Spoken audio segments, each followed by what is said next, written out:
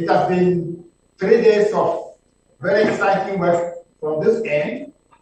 We managed to discuss a number of issues, and I'm going to invite some of our colleagues here, Eugene and Aristide, who are going to give you feedback on what we did. We had people, as you can see on the image, in this room, and others were connected from other places in the country. So I invite Eugene to tell you how we proceeded during these 3 days.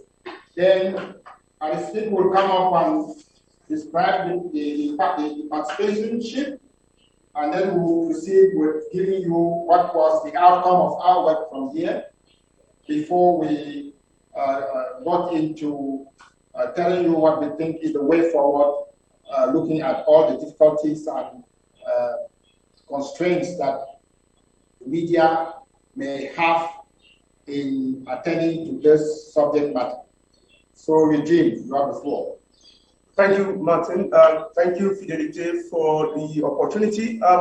You asked how it was. I want to say that it was very enriching being part of the conversation on the issue of debt and development on the continent of Africa and or in Cameroon particularly. So briefly, to tell you how it went, we started off on Wednesday, which we came to this call Wednesday when we had an overview of the 3 days of the conference from Ardin and the partners that we have. We went straight into the subject matter and development. We discussed issues, and after that, we had to listen to presentations from you in Nairobi. We listened to people like Peter. We listened to people like we listened to Peter from Oxfam. We listened to Ben. We listened, and then the high point was the presentation from Maya Hayakawa, which was talking about humanizing data in our report, so that the layman can easily understand what we are talking about. Since we understand the couple of issues of concepts and language could be misunderstood if they are not humanized for the local man to understand. So I should say that it was very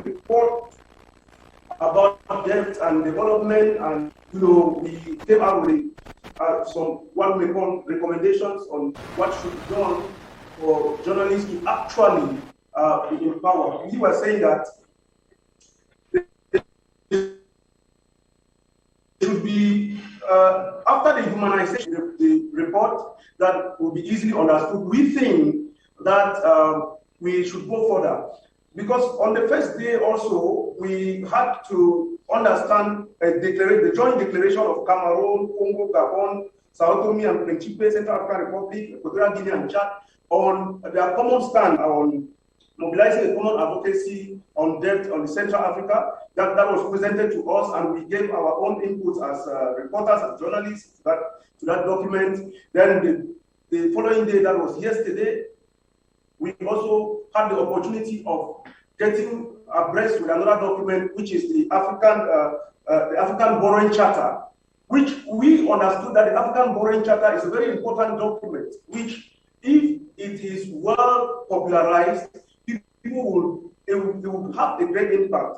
We were saying that when we read through the document yesterday as participants, we realized that Cameroon, for instance, a country like Cameroon, is already using part of the document, because in the 2018 financial law of the country, it states that the autonomous sinking fund will be publishing the country's debt after every quarter, and which has been done. And when we look critically, we realize that that was picked from the charter, just like many other aspects.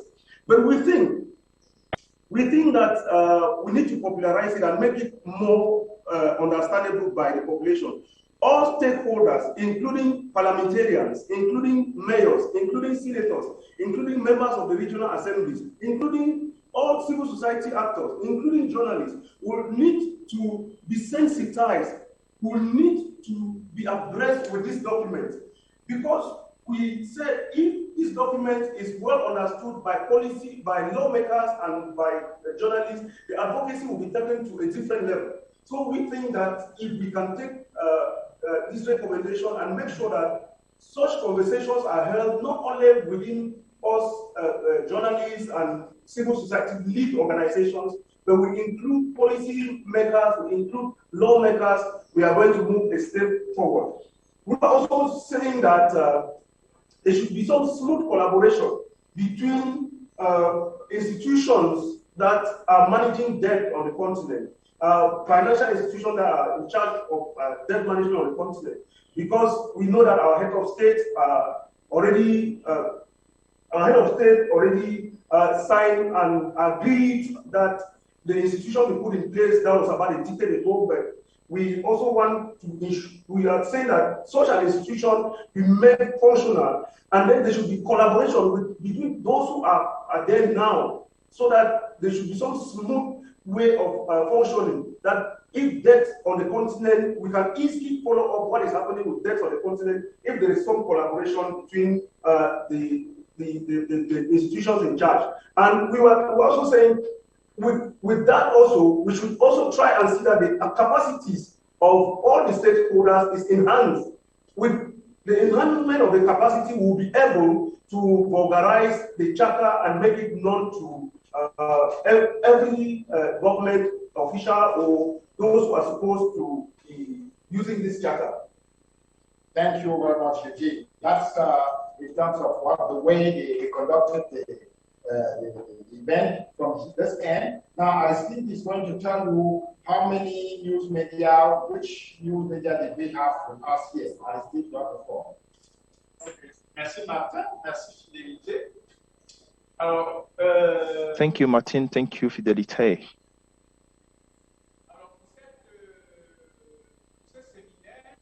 For this 3-day workshop, 10 journalists were present in person, and 10 were following the seminary or the workshop online for the reasons related to the coronavirus pandemic.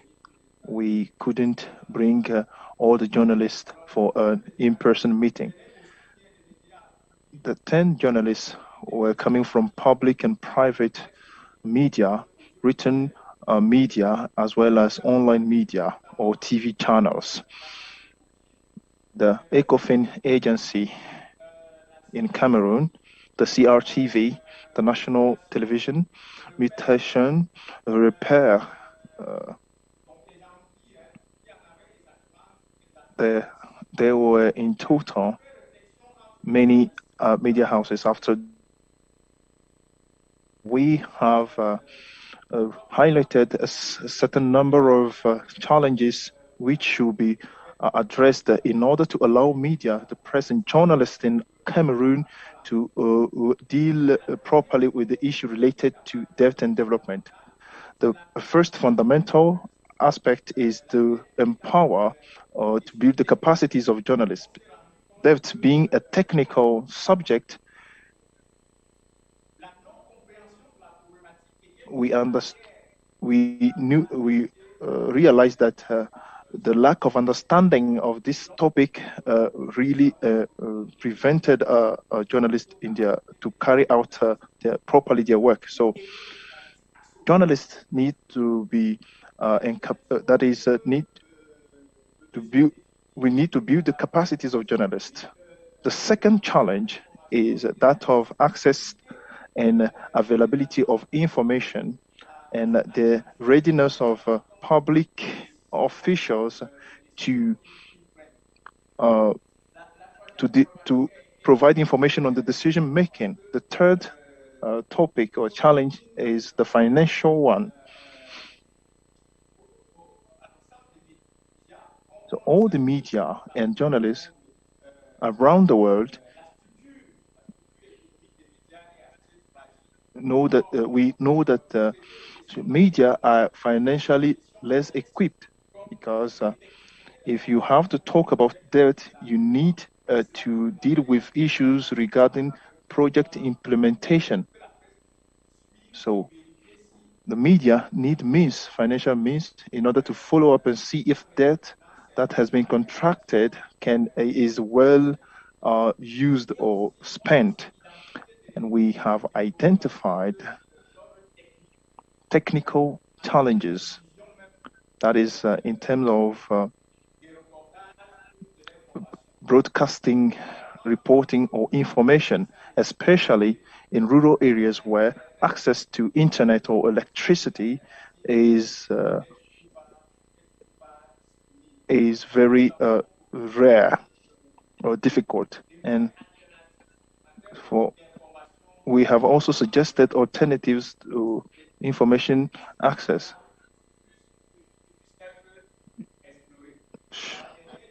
And the last challenge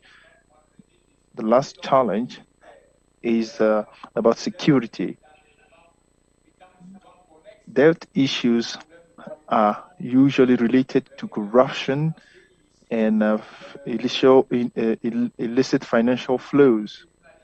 So journalists who deal with such issues facing insecure because they are threatened by those who perpetrate such illicit acts. It can be physical attempts on their personalities. So regarding challenges, that is what we have been able to highlight. And I want to add a word on the way forward. Njimba has started with the way forward. Now, like I said, we were saying that there should be total collaboration between the civil society and other stakeholders. Stakeholders here, we are talking about the media, we are talking about locally elected officials, we are talking about those who hold power, we are talking about the government. So we have to work in synergy, and to do that, we need to work as a network. We have to work as a network that when such issues of debt are up, we who are of the media are informed so that we can easily follow up. This is coming after we must have had our training or some form of capacity building on how to trace all of it. So if this is happening, we have to work in collaboration. That is the way to work in collaboration. Make sure that also the financial institutions in charge of debt on the continent are working, have a smooth collaboration amongst themselves, and make sure that all the other institutions that are supposed to be in place are in place. From there, we can move forward. Okay, then what's the way forward? Aristide, en ce qui concerne les médias, qu'est-ce qu'il faut faire? Now, for the way forward in terms of, we need to set up a network of journalists who work on the debt issue. That is important for me because not all journalists have a same level of understanding of the debt issue. So that network will allow journalists to help each other, support each other in order to build their capacities and understanding on issues related to debt.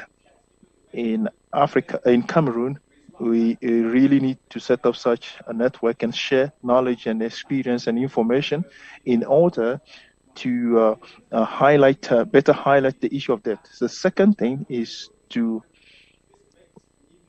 network which will be built need to work with NGOs and civil society organizations which are committed in advocacy for an African position regarding debt, and in order that network should support the civil society in this action, and we are ready and we are listening to you.